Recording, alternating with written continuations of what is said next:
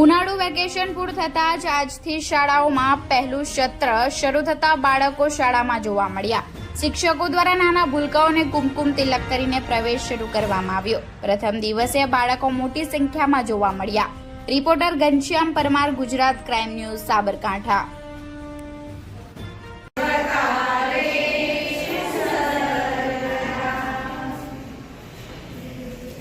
okay,